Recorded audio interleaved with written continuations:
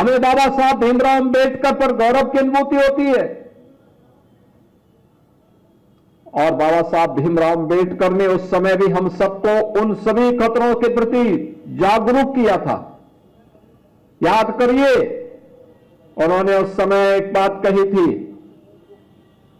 जो बात यहां पे पहले अभी असीम अरुण जी ने कहा, मैं उसमें आने के पहले एक बात जरूर कहना चाहूंगा। जब उस समय कांग्रेस के एक बड़े नेता ने,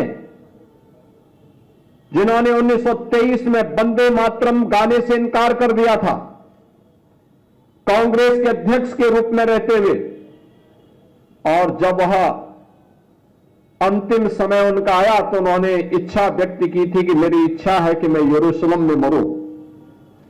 बाबा साहब ने तब एक टिप्पणी की थी कि जो व्यक्ति भारत की धरती पर पैदा होकर के भारत की सुविधा का उपभोग करके भारत की धरती को पवित्र न मानता हो, उस व्यक्ति के द्वारा दिए जाने वाले वक्तव्य कभी भारतवासियों के हित में नहीं हो सकते।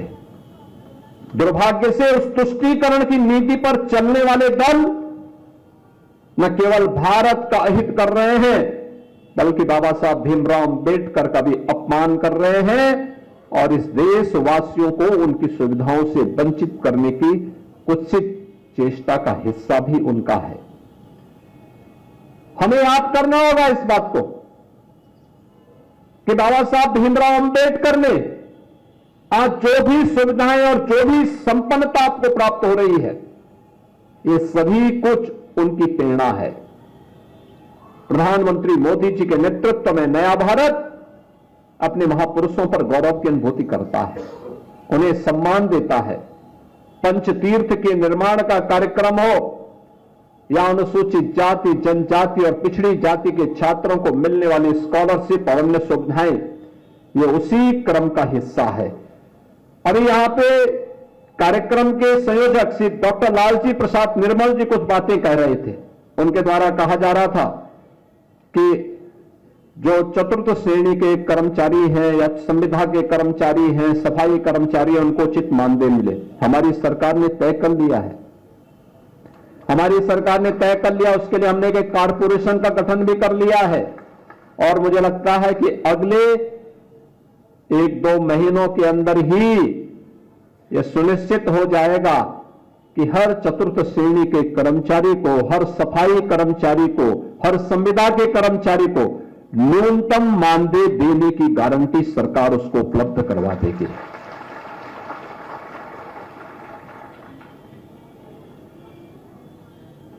जीरो पॉवर्टी का हमारा अभियान भी उसी का हिस्सा है।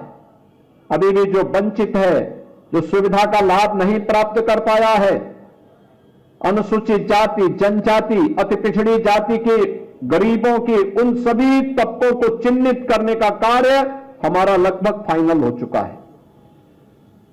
इस समय उनके किसी के राशन कार्ड बन रहे हैं, किसी के लिए पेंशन के कार्ड बन रहे हैं, किसी को अन्य सुविधाओं का लाभ उपलब्ध करवाया जा रहा है और जिसके पास आवास नहीं होगा उसको आवास की सुविधा देंगे। जिसके पास आयुष्मान का कार्ड नहीं होगा उसको 5 लाख रुपए की आयुष्मान की सुविधा का लाभ उपलब्ध करवाएंगे। लेकिन कोई भी गरीब, कोई भी वंचित, अभावग्रसित नहीं रहेगा। उसको सभी प्रकार की सुविधाओं से संपन्न बनाने का काम ये डबल इंजन की सरकार आज कर रही है और अपने उस अभियान को आगे लेकर के कार्य करेगी। आज हमारी सरकार एक अन्य महत्वपूर्ण निर्णय लेने जा रही है और वह निर्णय है कि उत्तर प्रदेश के अंदर जहां जहां भी बाबा साहब भीमराव अंबेडकर की मूर्तियां लगी हैं, उन मूर्तियों में अक्सर होता है कुछ शरारती तत्व आकर के मूर्तियों के साथ छेड़छाड़ करते हैं, क्षतिग्रस्त करने का कुत्सित प्रयास करते हैं। अब हमारी सरकार एक व्यवस्था बनाएगी, उन मूर्तियों की एक बाउंड्री वाल बना करके उनकी सुरक्षा की व्यवस्था करेगी।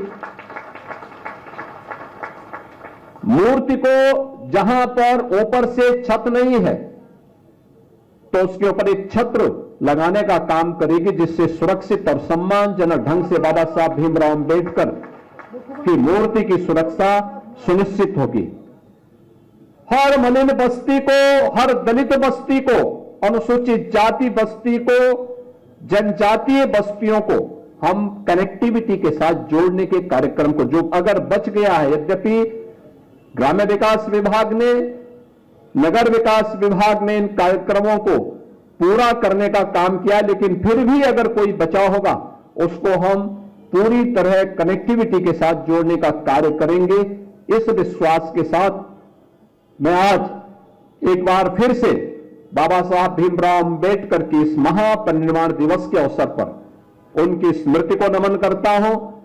प्रदेश सरकार और प्रदेश के 25 करोड़ जनता जनार्दन की ओर से उन्हें विनम्र श्रद्धांजलि अर्पित करता हूं और आप सभी अंबेडकर महासभा और प्रदेश के हर उस गरीब, दलित, वंचित नागरिक से इस बारे में मैं अपील और उनसे इस बारे में उन्हें आश्वस्त करता हूं कि बाबा साहब भीमराव अंबेडकर का यह जीवन दर्शन हमें एक नई प्रेरणा देता है और डबल इंजन की सरकार बाबा साहब भीमराव अंबेडकर की उन प्रेरणाओं से प्रेरित होकर के समाज और राष्ट्र को सशक्त बनाने में, भारत के संविधान के गौरव को पुनर्स्थापित करने की दिशा में निरंतर प्रयत्नशील होकर के कार्य करेगी। आप सबके प्रति मेरी शुभकामनाएं हैं। धन्यवाद। जय हिंद।